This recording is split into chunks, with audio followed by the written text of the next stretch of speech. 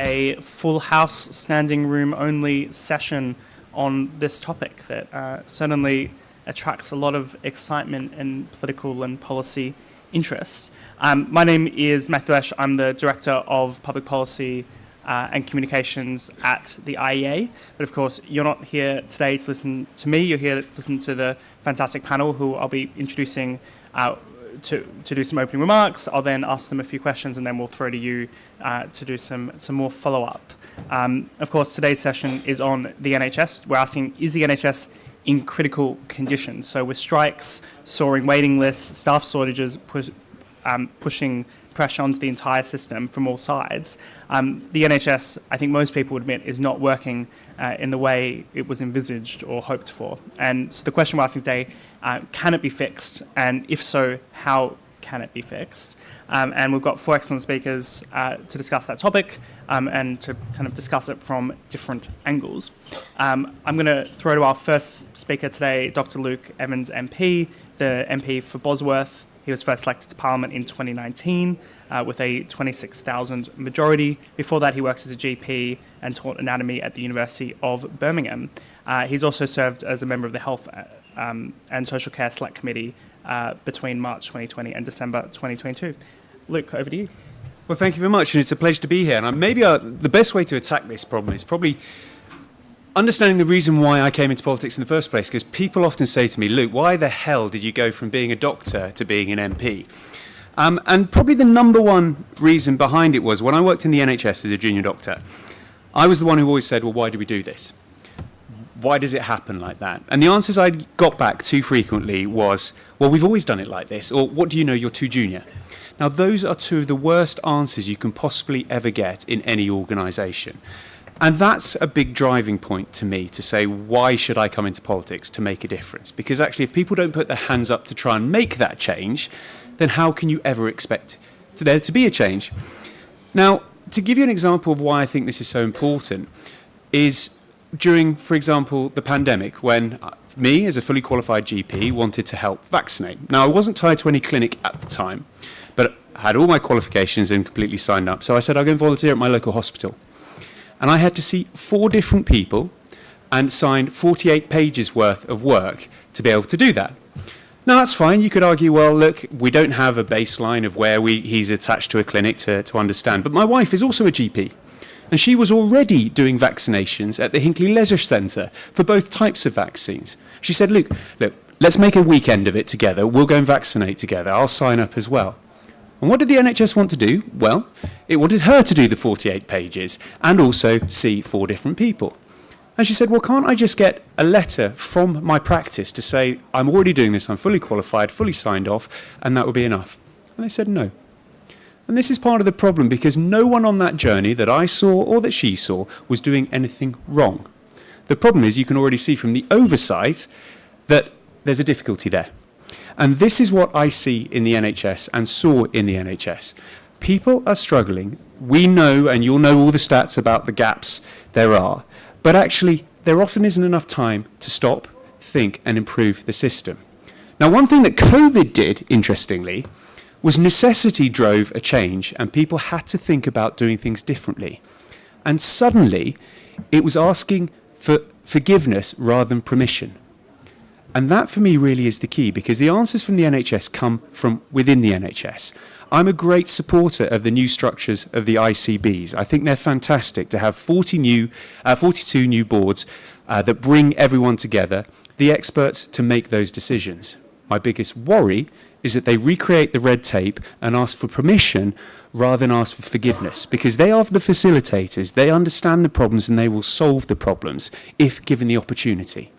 And with that opportunity comes accountability, and we need more transparency to be able to hold them to account. But I think it is salvageable if we create a regulatory system around that allows the local place to know what's best for its local conditions. So I trained in Birmingham, I'm originally from Dorset, I've worked in Oxford, and now I represent in Leicestershire, where I call my home. I've worked in all those healthcare settings, and they are completely different. But they have running themes around the regulation that you can put in place to make a difference. So my opening gambit here is, I think it is salvageable, but we've got to give people the responsibility, the chance, and the accountability to solve those problems.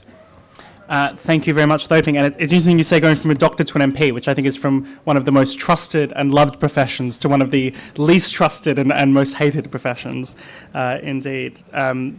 So I often say that there's a big difference. The only difference is between there's a lot of similarities. Get a local MP and a local GP. You've got to explain your conditions, everything else. But the final thing you don't do is go, well, now will you vote for me?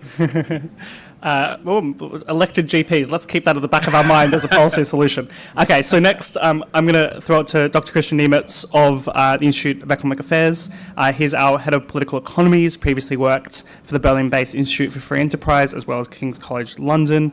And he's, of course, written very widely on healthcare and the NHS, including Universal Healthcare Without the NHS, published in 2016, and Repeat Prescription, the NHS and 4 Decades of Privatisation Paranoia, published last year.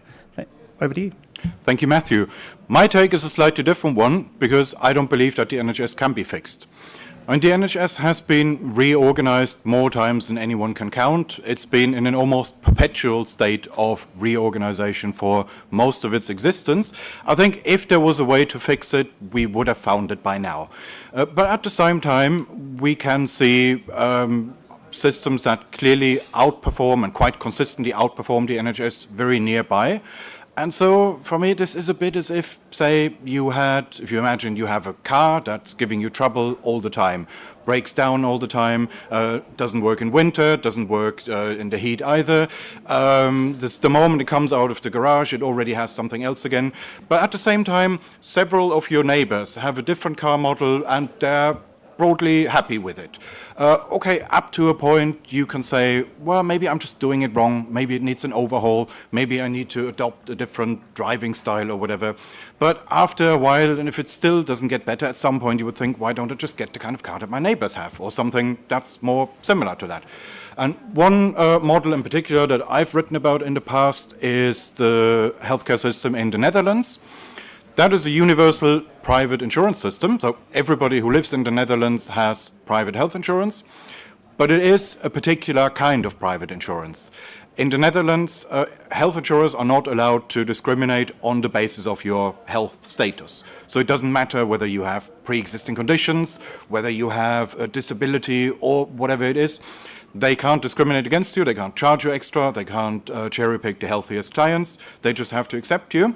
And coupled with that, there's also a generous system of premium support for those who otherwise would not be able to afford the health insurance premiums. And so that means it has all the features that people like about the NHS. It is there for everyone.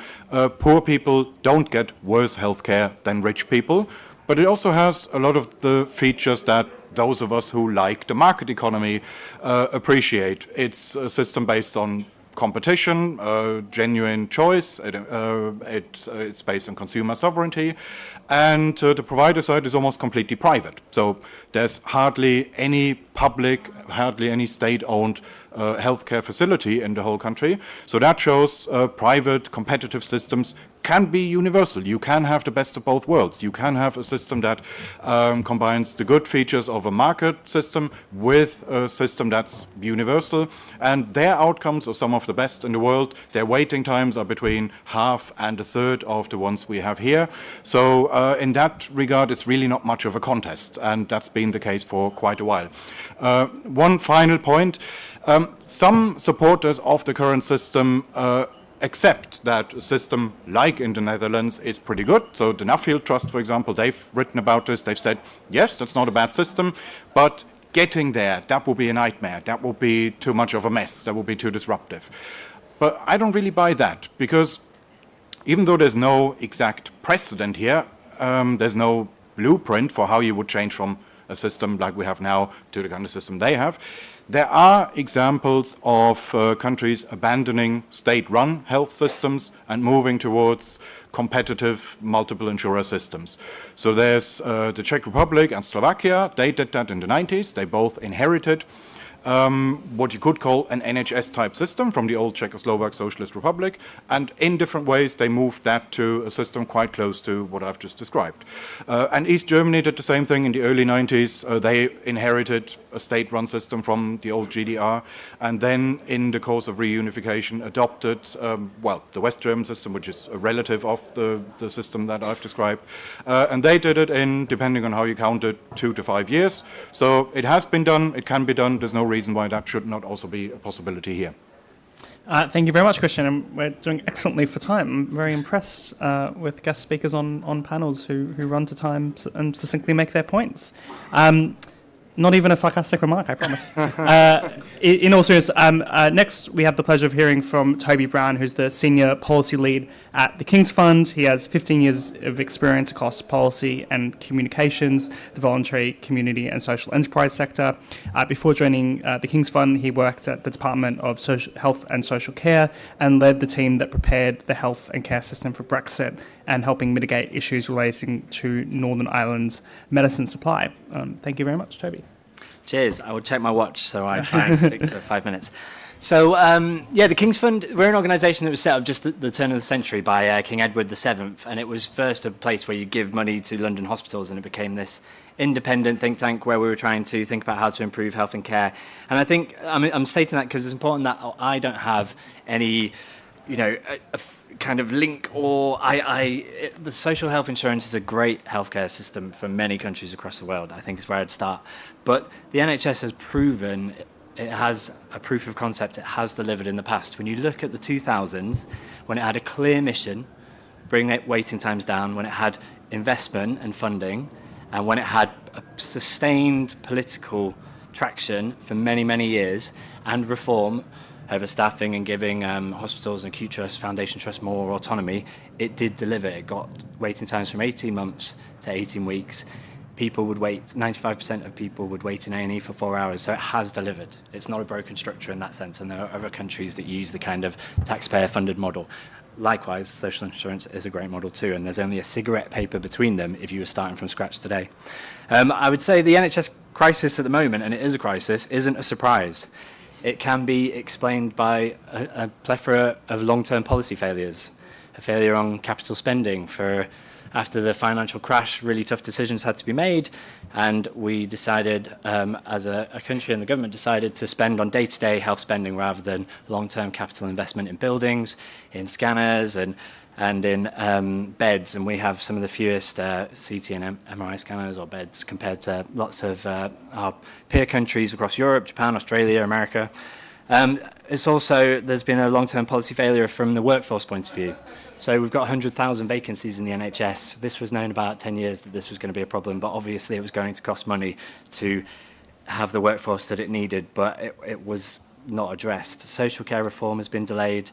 We've delayed the reforms of, considering we've got an ageing population where more people are living into older age, having chronic conditions that need management in the community, and we haven't done what politicians have been talking about on all sides for 20 years, which is provide more care in the community, more early intervention, so people don't end up in really expensive hospitals. And then the kind of annoying point that no one wants to hear is there just has been below average levels of investment historical to what the NHS has received in the last decade and compared to other countries. So there is a reason why we are where we are. So how do we fix it? As I said, the social health insurance model is a really good one. But when we at the King's Fund did our research, we did some international comparison research of 18 peer countries. And what we found was the NHS did poorly on outcomes, which is, some would say the most important thing. I'm not hiding away from that. But it did the best on like admin spend. It did the best on like procuring drugs because you pull things. So it's like that kind of that association that we're cutting to the bones, that that there's more money, there's waste in the system. Actually, it doesn't need more money. We've really, it's quite a clean. It's running the red zone. Hospitals are full. So there's not that much money going around. And on waiting times, it came like mid-level. But what that research really showed, or one of the conclusions it showed, was that most systems, outcomes are based on how much investment they receive. And it also showed that, Kristian's given some examples there, but most of these 18 peer countries try to improve things within the model that they have. And I guess I would say the reason for that is for what I've very unimaginatively called the 4 Cs, which is the cost. So it's like, is there an opportunity cost here? Like, if the evidence shows that you're getting marginal gains, like would social health insurance really magic up a load more people? Would it magic up a load more money? Would it magic up those capital investment decisions? You'd still have to make those difficult decisions. People would still have to pay more money for health if we wanted to get some of those things, I would argue. There's the transition cost, which would be big, whether it's 5 years or 20 years. Some people say that's a lot of effort when the health service, even if the NHS was doing amazingly, that would be quite difficult to do. Given where it is right now, it would be even more difficult to do as far as resource and attention of the government and people involved. There's the kind of cultural point, public, it is an oddity. I remember I was speaking to some German media on why the thing that makes us most proud to be British is the NHS, but it is what comes top of the polls. So that's a challenging one to overcome for politicians. And likewise, there's culture as far as political control. You move to a social health insurance model and I would imagine in this country, the Secretary of State for Health and the Prime Minister would still be blamed for poor health outcomes, but they'd have no more control anymore over how to kind of adapt that and change how much money is going into the system. And then there's the complexity point. Moving to a social health insurance model, you need to rewire the payroll system. You need to rewire the pension system to a greater or lesser degree. It's going to be very, very complicated. And that brings me to my final C, which is like competence. And we're talking about a state that is failing to build a railway from London to Manchester. Are we going to trust it to completely rewire the health service and the tax base of the country? It's a big ask. And so I would say the real radical alternative is if they just take on some of these long-term issues, the government, so make health and care a much more attractive career to work in, improve access to out-of-hospital care in the community, providing earlier intervention so people don't end up in hospital, and tackling the biggest risk factors affecting people's health, whether that's obesity, smoking, alcohol, physical activity, so people don't get as sick. Thank you. Thank you very much. So our final introductory remarks will today be coming from Dr. Sanjash Gulhane. He's the Scottish Shadow Cabinet Secretary for Health and Social Care. He's a member of the Scottish Parliament for Glasgow before being elected. He also practiced as a GP, a bit of a similarity there across the bench. Having previously worked as an orthopaedic registrar, he was also the club doctor at Queen's Park FC, and in 2021 he became the Shadow Cabinet Secretary. Thank you. Thank you. The thing is, I'm practicing still. So I was in GP last Monday seeing patients. And like Luke, people ask me why go to politics? And my answer is very simple. Nicola Sturgeon was a disgrace in Scotland. And I could not put up with what was happening. So I stood for election because I did not want to just complain. And so that's why I'm here. It's really clear. In Scotland, the SNP run the health service. It is totally devolved, and they get more money per person from the Barnett consequential formula. Okay, so you need to remember that. They get more money to spend. We are in total crisis in Scotland. We are the drug death capital of Europe. We're the alcohol death capital of the United Kingdom. We have an A&E waiting list. That means that people are dying unnecessarily. Scots are dying for no reason. We have a cancer waiting list crisis where Scots are dying for no reason. We also are having patients who don't have much money spending their life savings to go privately for cancer treatment. I'm not talking about knee replacements. I'm not talking about things like liposuction. Basic cancer treatment. We are scandal-ridden. There are children dying because of tainted water supplies. And what's happened? Nothing. No accountability whatsoever. Has anyone been sacked? No. The board is still in place. The SNP protect the boards because the boards protect the SNP. We have a primary care which is utterly devastated, hollowed out and broken. The SNP promised a new contract with a new way of working. I was sat on GPC which is the BMA. I was GP trainees chair for a number of years on there, and I voted for this contract because it was supposed to be aspirational. They didn't deliver anything. Now it's no surprise because they couldn't deliver, well, I can't say that, they couldn't deliver anything whatsoever in Scotland. And so we have got deep end practices where the poorest people live, and they are having their community link workers ripped out. We are having deep end practices struggling. We are giving money to the wrong places. If you live in a rural or an island community in Scotland, your healthcare is significantly worse than if you live in the urban belt. What can we do to fix things? Well, I believe we need a modern, efficient local health service, and the local bit is really important. We need to have trials. We need to be spending a lot of money on making sure that we have trials. We need to have the best rollout. You know, I'm looking at two people sitting here for the Better Bones campaign. When you have something that works, when you've got a unit which goes, okay, what is osteoporosis? How do we fix this? How do we get things and make sure that people get the healthcare they need and that comes out, and we give the medications that are needed? Well, when you do it well, roll that out across the country. The biggest thing I want to do is halve the number of managers we have in the NHS. We are inefficient. Halve them, but more importantly, we need to make managers more accountable for decisions they make, because right now they have no accountability. So we need a regulator for managers. We need a CEO like we do in AIR, who believes she is there to facilitate clinicians. That's what she believes. And the very last thing that we need to do is we need the patient population, the people, you. We need to take you with us on the journey that we're going to go on. Primary care isn't simply about GPs, it's about everyone that sits in primary care. And we also need you to all be fitter. So we need to be giving you the tools that you need to keep yourself healthy for personal responsibility. Thank you.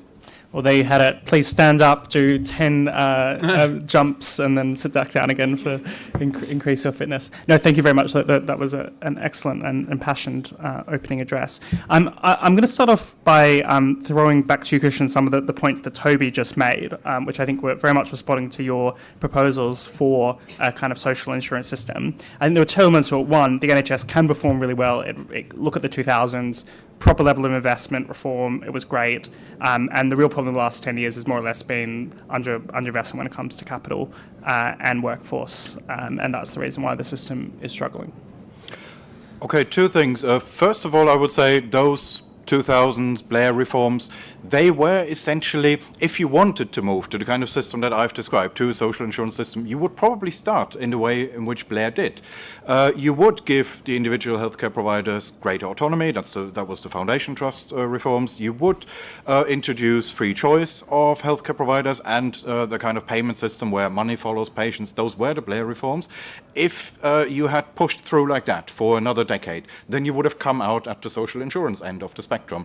So I don't disagree there. I would just say that those were reforms that were very much in the spirit of what I've described. But on the spending side, in the Blair years, that was a time when real term spending went up by 7-8% or so every year. That isn't something that you can do forever, and especially if you have a basically stagnant economy. So it's undoubtedly true that outcomes improved in that period. It's just that you can't extrapolate from that and say, let's do this every year, because then at some point you would have to spend 100% of GDP just on healthcare. And my other point would be that while I agree that there has been underinvestment, that investment spending has not been probably where it should have been, well, that's just what you get when you have a politicized system. It's for the same reason that sometimes infrastructure spending is slashed, because you don't immediately see a difference, and it's just tempting to do for politicians. You can save money, nobody notices the outcomes yet. And in a system that is politicized, these decisions will always depend on the political mood in the country and the political will. Whereas in the system that I've described, those decisions are taken out of politics to a large extent. It would be the individual healthcare providers making those choices, and that is an argument for organizing healthcare in such a way so that it doesn't really matter that much who is in government or what their priorities are. So Toby, you might want to respond to some of those points, but I'm also interested if you want to come back on Sandesh's point about Scotland. If it really is all just about more money, what explains the fact that in fact Scotland, as a result of the Barnett formula, proportionally receives significantly more funding than the NHS in England, whilst the outcomes are poorer? I feel like I'm going to use the cop-out of devolved and the King's Fund only focus on the English NHS, but I do think that that's a fair point, and the NHS, it is struggling in a lot of ways. I would like to come back on Kristian's point, because I agree taking politics out of healthcare is really, really important, but it comes back to the cultural point of, will we ever be able to do that because of how we're hardwired in this country and how it was set up that it was the Secretary of State for Health at the time said he would be the chief complaints officer of the NHS.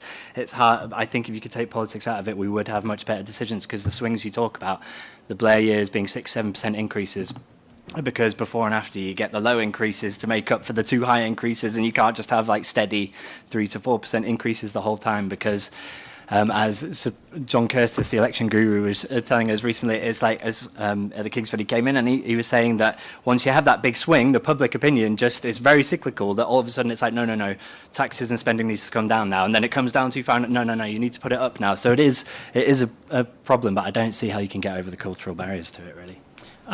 Luke, if you want to come in on that point, thinking about kind of funding, structural reform, that kind of sense in which can we just keep putting more money into the system? But I'm also interested in your thoughts on that question about managers. It might be different in NHS Scotland versus NHS England, but there does seem to be this general narrative the NHS has too many managers, too much money is put into management. Although I think you can counterclaim that by saying, proportionally speaking, the NHS has far fewer managers than you would see in the private sector. Well, I think the evidence we heard on the Health Select Committee would back up what the King's Fund is saying in terms of management and efficiency on that basis. But I think, again, it's that quality of the accountability. So if we talk about the Labour years and lots of money went in, don't forget we had the problem of the mid-staffs type thing, target chasing. I remember as an A&E doctor chasing a patient down who's got a broken hip, who'd been there, going to breach for 4 hours, so it's a £100,000 fine, trying to run morphine down. Now, that is not the way you should be treating your patients, and mid-staffs prove that. You also had the issue of MTAS. For those of you who don't know, there was a training set up in the old days of training. You used to be able to pick and choose your specialities, go round in a cycle as an SHO, get up experience, and then jump in. Very sensible from a workforce point of view to plan your way forward and make people make decisions earlier. But now you qualify as a doctor and you make a decision within 12 months of what speciality you want to be in, having not even experienced it. And what you end up seeing is my GP trainees, about a third of the people had all been registrars in some kind of speciality and then decided it wasn't the way forward, so became GPs. That's not a very good, efficient way of using your workforce. So let's not get too tied down on that basis. But in answer to your question, there's some fundamentals here. I think I often describe the NHS as a little bit of when you first walk into a ward, it's like stepping into a hot bath. You go, God, blimey, I've run this a little bit hot, because you look at the problems of the nurses struggling to get round to the patients and some of the care that's going on. But very quickly, there's actually very difficult ways to try and change that narrative. How do you make that difference? Because no one's accountable. The printer breaks. What do people do? They go to the next ward to sort it out, because it's not really the doctor's responsibility or the nurse's responsibility, and they're all very, very busy. So we get into this situation where everyone goes, well, this is the kind of way it is. And that is the fundamental problem that we have. So we need that accountability. But part of the reason is that time to think in that space, because we do have the 100,000 vacancies. So for me, as a GP, one of the ways I think we could solve this, we do have a workforce plan in place. I would advocate that actually limiting list sizes, for example. We know that there is better care if you have 1,800 or less people assigned to a doctor. Also, that brings continuity. That's much better. Some doctors are practicing with about 2,500 patients on their list. That is a lot of pressure and a lot of stress. Now you could put that marker in at, say, 2,500 people per GP, and as the workforce improves, you could then change that and bring that down. Because the biggest problem the NHS has is we are doing more operations, seeing more patients, doing more than we ever have done, and yet the demand is still going up. That is the biggest fundamental problem. So health inflation roughly runs at about 6%. So your GDP would be eaten up completely just in the way in which you try to spend and match that. So this is the fundamental that we've got to deal with. And if I may, one more final point on that. This personal responsibility is really, really important. As a GP, they talk to you about managing when people come in. It's their chimp. They come in and say, I've got diabetes, and they want you to sort it out. Well, actually, the way you sort diabetes out is, yes, we can give you medication, but you've got to take responsibility for your lifestyle, for what you're eating, making better choices. Now, it's my job to educate you on that, but it's your responsibility to actually put that into place. And this is the biggest problem that we have, is trying to encourage people to think in a better way that prevents them from getting unwell in the first place, so that when the services are there, they are able to have them of what they need. Thank you very much. Sandesh, I'm interested in picking up again that point about personal responsibility. There's a lot of moves towards, I suppose, more nanny status policies in Scotland. You know, alcohol minimum pricing being one example thereof, where the government's trying to push people in a certain direction through policy rather than necessarily through personal responsibility. I'm also interested though in how that might relate to an issue which hasn't been discussed yet, which is something like Ozempic or the emerging obesity drugs that could, by all evidence, have a gigantic impact in terms of people's weight and therefore healthcare costs. Well, I mean, the first thing to say about MUP is you picked my personal pet subject. It doesn't work, and the evidence shows it doesn't work, but the government are spinning it like it does, and I've got the UK Statistics Authority to tell them that they were wrong in what they said. It's not the way to go. If you're going to do MUP, you need to do it whole hog, but you'd lose too many voters, so it's a halfway house that doesn't work, and our dependent drinkers are drinking more and dying. You know, it's awful, but they won't accept that. Maybe tell them what the policy is, because I don't think it's... so minimum unit pricing. So each unit costs 50 pence in Scotland. Who does that affect? None of us in this room does this affect. It doesn't affect a dependent drinker, because a dependent drinker doesn't care about the cost they are going to continue to drink. What it does affect is possibly a very small subsection of society who don't have a lot of money and who will want to have the odd drink. That's who it's affecting, and it doesn't work on the people that it needs to work on, and there's £250 million that's been generated, and we don't know where that money's gone. Wonderful. But look, coming back to personal responsibility, look, we need to have a culture change within our NHS, where we treat people well, we treat our staff well, and our staff have time, just like Luke said, our staff have time to think, which means that they're able to then, if you see your GP, you're able to have a slight conversation about how much do you drink, how much do you smoke. Well, you know, maybe cut back a little bit from that.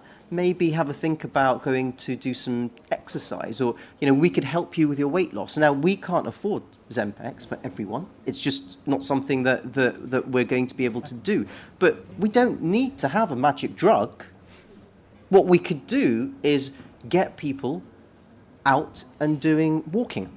We could get them into groups. Our community link workers that are being ripped out in Scotland, they could be used to put people in contact with other things that are going on in your community to allow you to get fitter. The British Society of Lifestyle Medicine, they are doing evidence-based lifestyle medicine, which means you will feel better. I have a policy of prehab, which means if you're on a waiting list to get your knee done or a hip done or something like that, then what we would do is go to you, ensure your blood pressure is good, your diabetes is under control, that we get your weight down, which means when it comes to your time for surgery, you are fitter, stronger, and more ready to have that. And again, it's a culture change with people.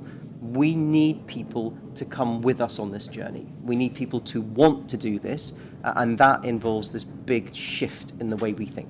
So, look, I think you want to come back on that Ozempic obesity point. Actually, it's about the time to think area, because one of the things is, I'm a Conservative politician, we will never outspend Labour on the NHS, and nor should we try to, but we can spend our money much more effectively. One of the biggest things and the biggest problems you have is the day-to-day working conditions for clinicians. For example, an average clinician will spend about 10 to 15% of their clinical time chasing up where reports are. How many of you have been patients when they've gone in and said, I've been prescribed a new medication, they've written to you as the GP, can I have it? And they said, I haven't got the letter. You know, I work in, we have it, my constituency is in Leicestershire, but we border on two different trusts.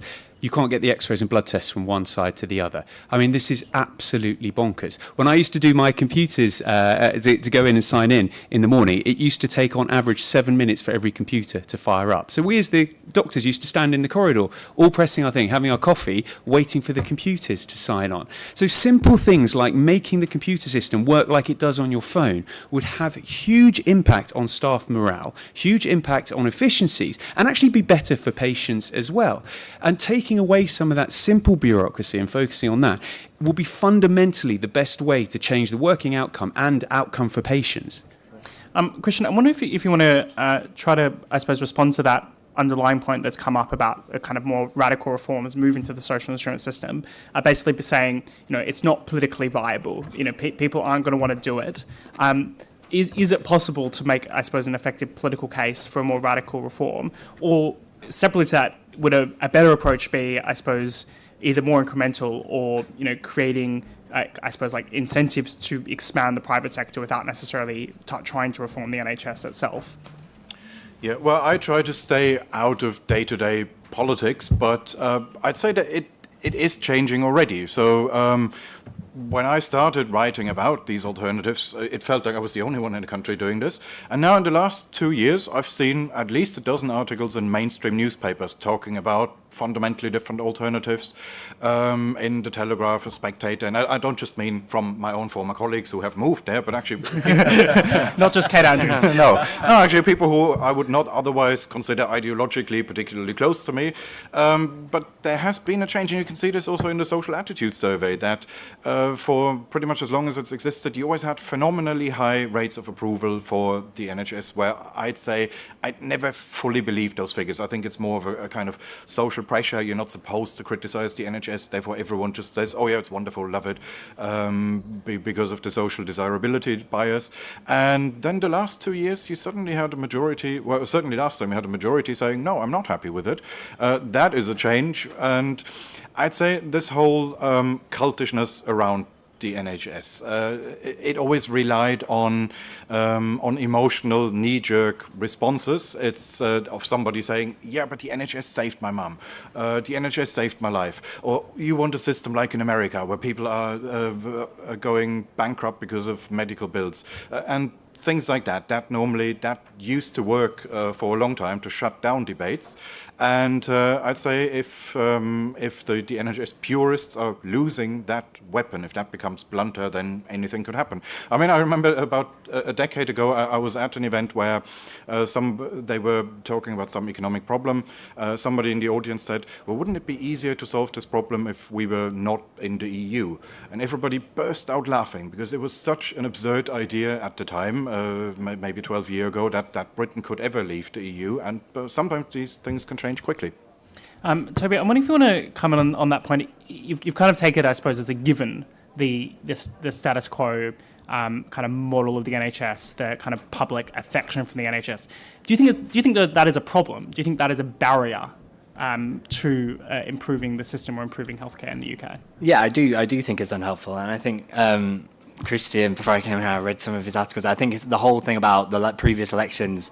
The privatisation argument is the biggest, it doesn't exist, this whole, the NHS is being privatised over the last 10 years. And it's unfortunate that politics really divide it. You can't have a sensible conversation, It's either Labour saying you're privatising the NHS or the Conservatives saying you're spending too much. I guess it is unhelpful. I think if you were starting from a blank piece of paper today, I think there would be a cigarette paper or Rizzler for the young people in the room between a social health insurance model and a general taxpayer-funded model. It would be, toss a coin if you were going to do it from today. So I don't think that should prevent us having a useful conversation about this. I do think just a few things on, I think we were talking about an inefficient system. I would say inefficient is right, it's just unproductive, and it's unproductive because staffing lists aren't full. It's unproductive because they're using scanners and tech from 10, 15 years ago.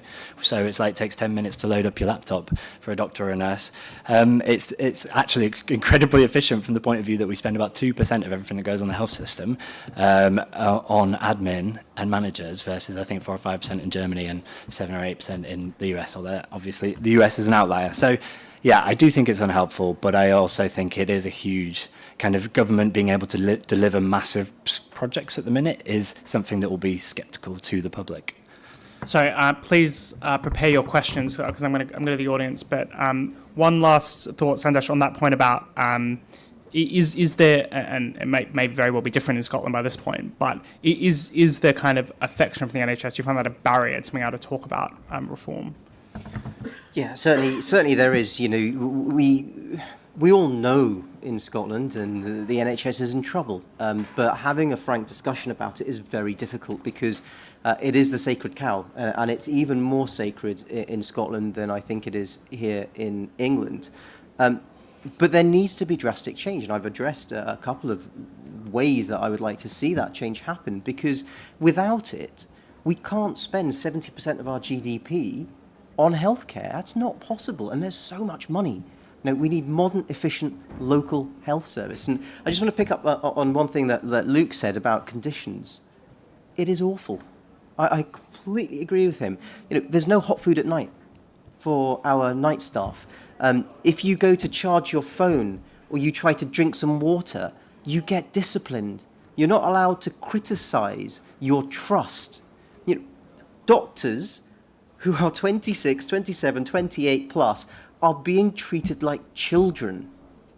It's an unacceptable place to be because managers are all too powerful. We need a culture change there. Okay, I think we're going to take a few questions at a time. Excellent, lots of arms up. Maybe just right here, right in front of me here first. I don't think that's on yet. Yeah, there we go. Yeah, okay, thanks. Rachel Newton from the Charter Society of Physiotherapy. I think that probably we'd all agree that the biggest challenges are demographics, and in many cases I think that's because of medical successes, so like strikes, stroke survival, for example. But I think there has been a failure to modernise to meet this need, and that has been over successive governments, as Toby was saying. And for many major conditions and fractures and many other common conditions that cause the biggest cost to the NHS, rehab is proven to be as important as medicines and surgery, but we don't treat it like that. And most people who need it aren't offered it, or if they are, they have to wait too long to get it. And it drives the gap in healthy life expectancy, and it drives people into the most expensive bits of health and social care. In many countries, including, I think, the Netherlands, and definitely some Scandinavian countries, they have a right to rehab. So what reforms do the panel think would actually achieve something like that for this country so that more people can have access to the rehab they need? So we'll take a few questions at a time. Maybe the gentleman next to you.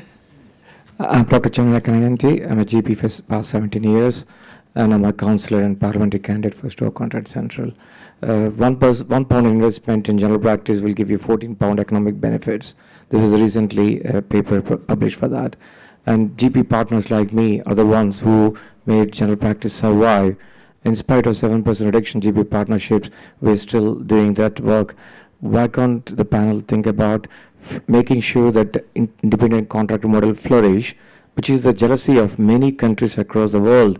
That's what actually made general practice survive and sustain. 20% of GP consultations currently are because of primary secondary care issues of not transferring, and also most of those consultations can be managed by self-care. If you can do that, the work life of GPs will be better. And maybe gentleman there in the second row. Thank you, Sonny, a surgeon in the NHS. There's quite a lot of us Conservatives who are doctors, which is ironic. I'm a bit worried who's taking care of patients today if they're all in this room. I'm not on strike. It's a very general question. Obviously, I speak to a lot of my colleagues about this. Is the problem that I qualified in 2007 and seen two remodelling of the NHS? Is the problem that it is the Conservatives do not have permission from the people to change the NHS, and only Labour has that right? Okay, I think those are three questions. Luke, do you want to come in? You can choose which point. Rehab GPs or permission?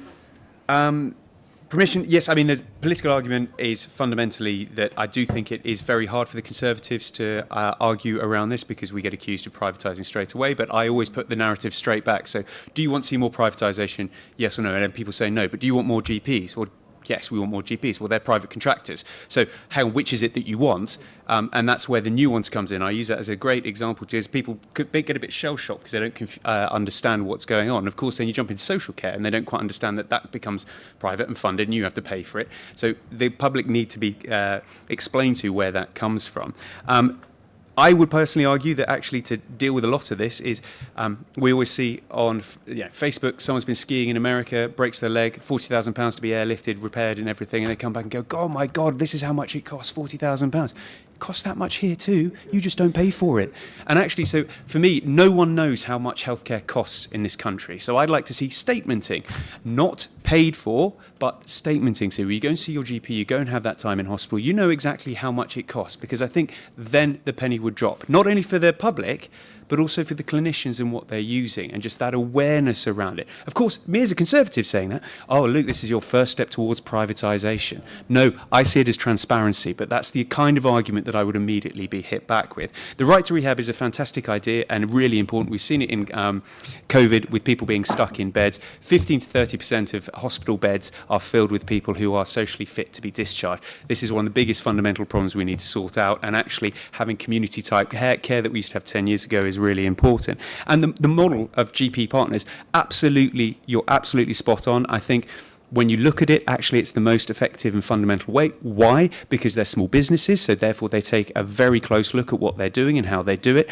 I'm really interested that Labour came out and have said they basically want to scrap it, or certainly look at redefining what that looks like. That went down like a bucket of sick, to be honest, with the GPs who look at this, because they go, okay, how are you going to do it, and what does that mean? Are you going to buy everyone out or not, and what does that look like? So here are some of the fundamental problems that when you scratch below the surface, these are the debates that really need to happen in an emotive way, to say, well, what does this really look like? Because I'm all happy to look at it, but I think fundamentally you need to fight on the merits of what that policy is, not on the emotive heart that comes with it.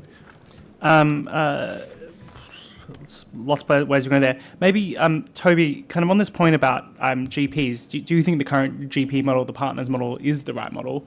Or is that something that, you have sympathies for Labour's points on reform? I think at the King's Fund, we definitely agree that primary care is one of those areas where you get more bang for your buck, as far as like the money goes into acute and it just disappears, and we spend a lot less on primary care and community care than we do on big hospitals for many different reasons. So I think we're doing a piece of work to think about how you can change the funding flows a bit more to increase the growth of primary and community care investment. I think the big problem is that the beasts that are NHS acute provider and NHS trusts, they do not want to give up the cash, and that's understandable because the hospitals are full and they can't discharge patients. So it's a really difficult issue, but I totally agree that primary care is a key element on the kind of Labour Party issue, and whether to bring it all under NHS staffing.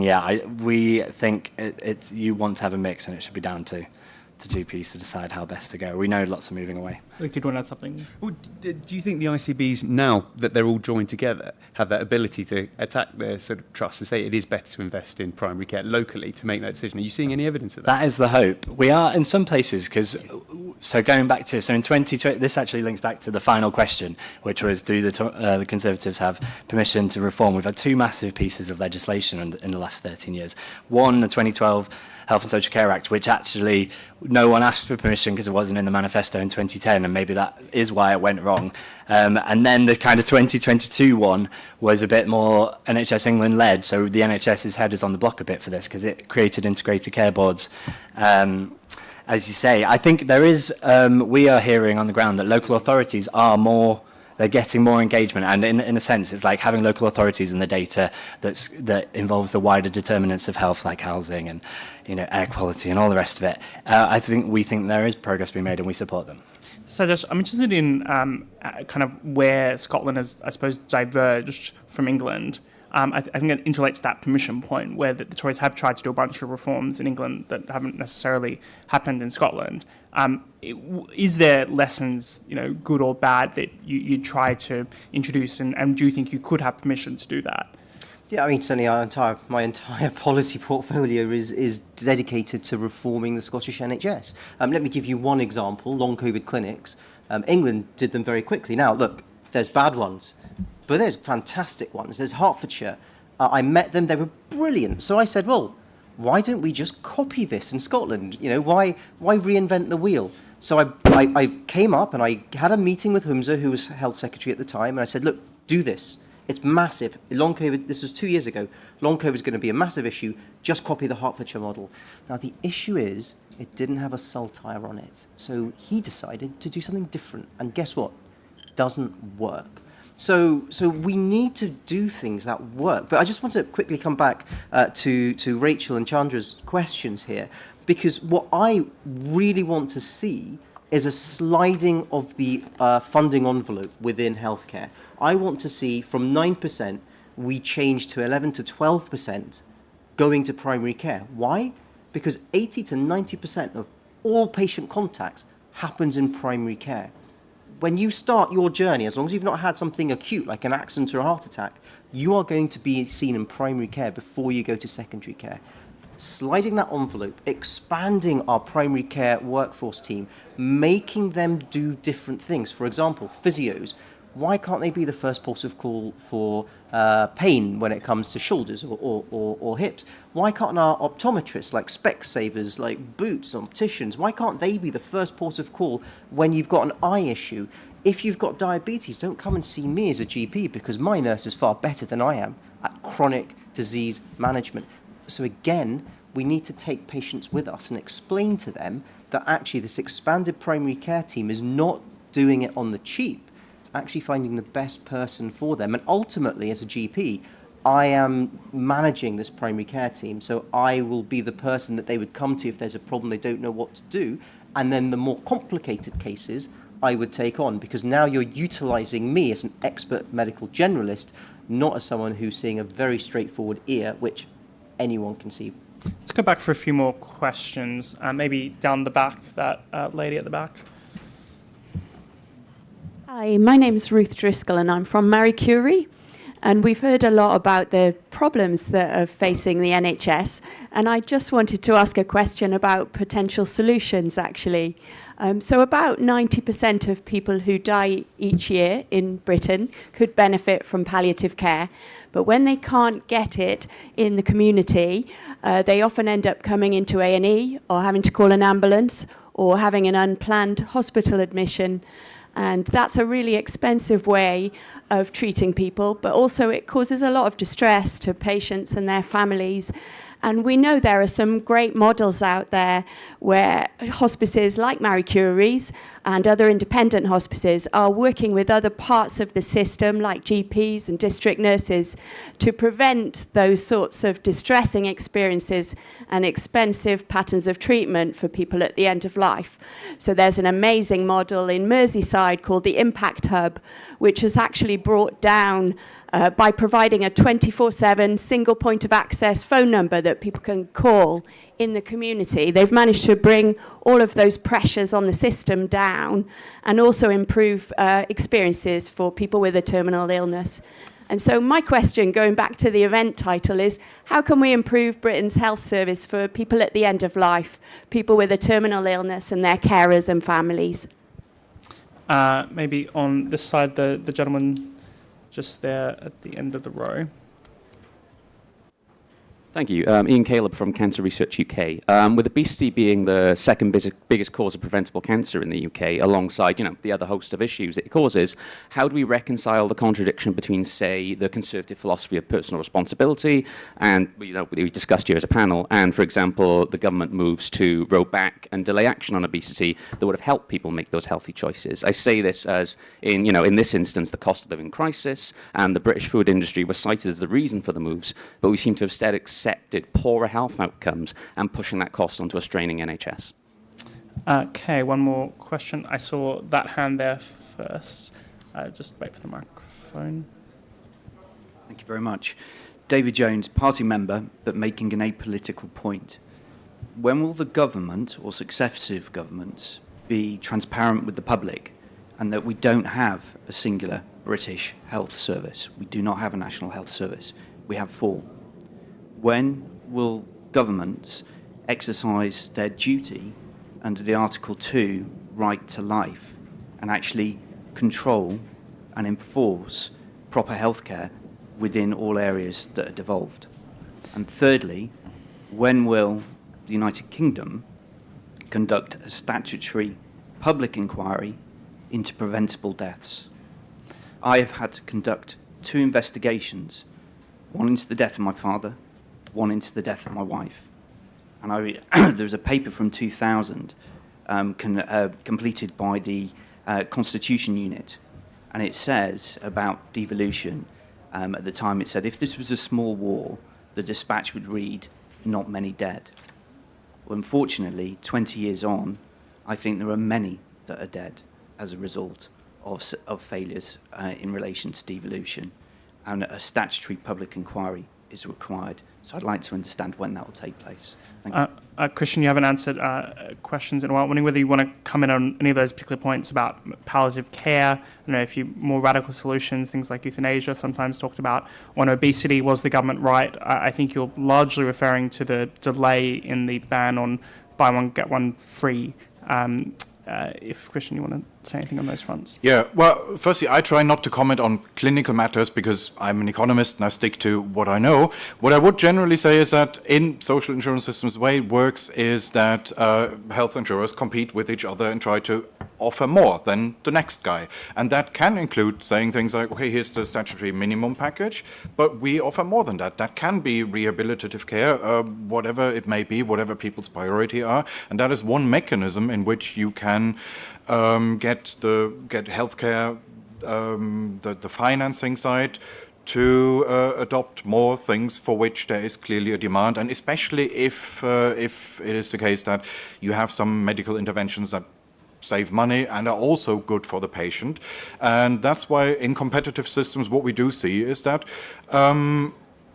some insurers try to set up particular programs, saying if you have diabetes, we've got this self-management program here for you because it saves costs for us and we'll share that with you. So they do things like that because it makes both clinical and economic sense. But in any system, you're going to have lifestyles, that's a different issue. That's an issue that you're going to have in any kind of system, that there isn't a strong financial incentives to take care of your own health. And that's just something that we have to live with if we want a universal system. And I'd say that is worth it. And if that means that there's some element of free riding, then okay, so be it. What I would just say is that there isn't really that much you can do outside of crude nanny state measures. So there is obviously, if somebody wants to live a healthier lifestyle, then it is the job of the GP or whatever their point of contact with the health system is to give them the information that they might need. But for things like obesity, well, it's really not that complicated. We all know the calories in, calories out thing, and there isn't really that much else that I think a doctor can tell you. Sandesh, I wonder if you want to comment on that point about devolved NHS. Does it need some kind of national inquiry? Perhaps even the follow-up question there is: do you think devolved healthcare is a mistake? Should in an ideal world move back towards a more nationalised system?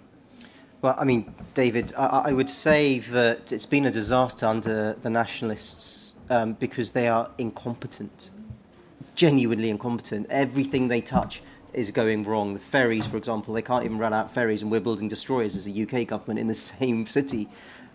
This is the type of thing that we need to find out why and where our money has gone. The UK government have put a lot of money into Scotland, and we don't know where that money has gone. We need to find out, and we do need to have an inquiry. But you know, if we look at what Ruth was saying, we do death really badly in this country. We don't talk about death. Do we, in this room, do we all know what our parents want? Do our kids know what we want? Or we don't really have that conversation?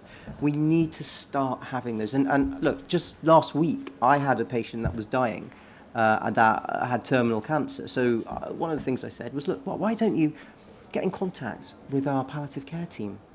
The thought of contacting the palliative care team was far too much. It was terrifying. But it was the best thing that could happen for this patient. And you have to take baby steps and gentle steps to get palliative care. So again, it's that culture of change for when we talk about death and dying, and we need to have that conversation. And rather controversially, I'm going to talk about assisted dying, which is a bill which is coming in Scotland.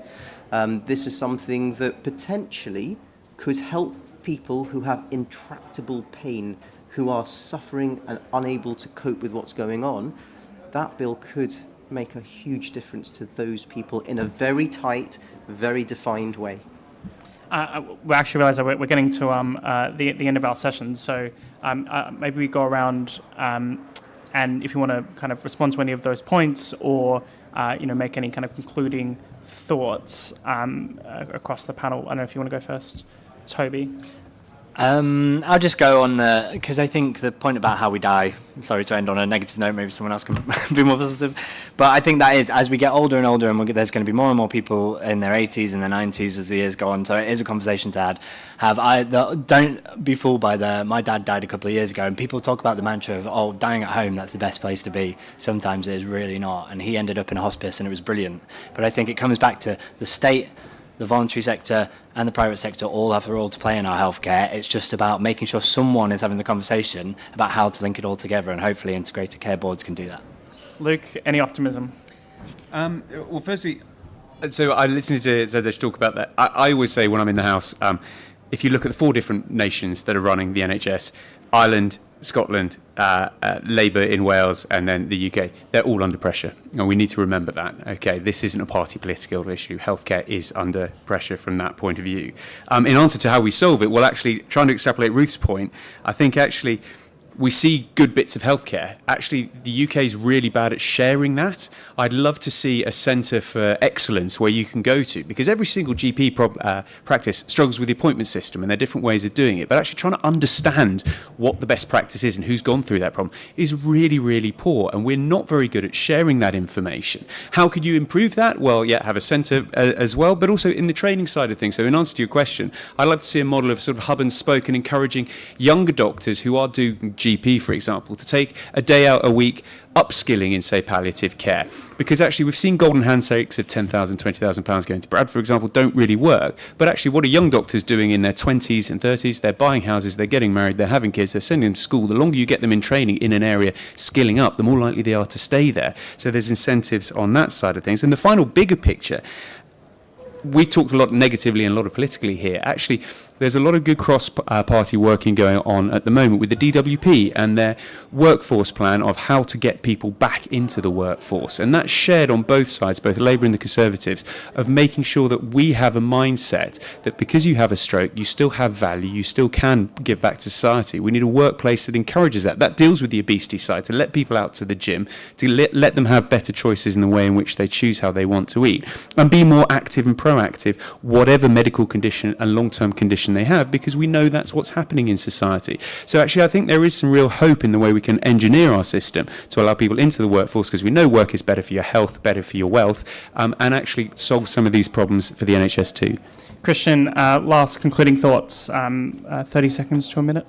Sure, I'll just come back to a point that was raised over here on the question, is it maybe the case that only Labour can reform the NHS or the health system more generally because they have permission to do it? Well, I wrote a paper on the history of privatization paranoia, the idea that there is a secret plan to privatize the NHS. Short summary is that this has been a thing for over 40 years, whoever was in government. It was true under Labour too, and even though they did some sensible things, they were not vocal about it. They tried to hide it, and because they were also afraid of this accusation. So I'd say, whatever you do, you will get accused of selling off the NHS, so you might as well be bold and do something. Privatize the NHS, do it quick and fast. Sanjash, final concluding thoughts. Yeah, so I firmly believe we need a modern, efficient and local health service that is accessible to all. We need a culture change within our NHS, and we need to be flexible with, for example, working patterns to keep people there. The health service is alive, it is kicking, it has some of the best people working in it, and it is fixable. So let's get on and do it. Well, thank you so much, my excellent panelists. This has been a fascinating, engaging, and feisty at times discussion. So I really appreciate everyone's thoughts. It's been good to have everyone's perspectives. For those who want more think tank content, please do stick around. We've got our next panel at 5:45 p.m. Battle of the Think Tanks: Should We Reduce Immigration? That'll include Reem Ibrahim from the IEA chairing, Max Marlowe from the Adam Smith Institute, Connor Holohan from the Taxpayers Alliance, yours truly, as well as Carl Williams from the Centre for Policy Studies. Thank you very much.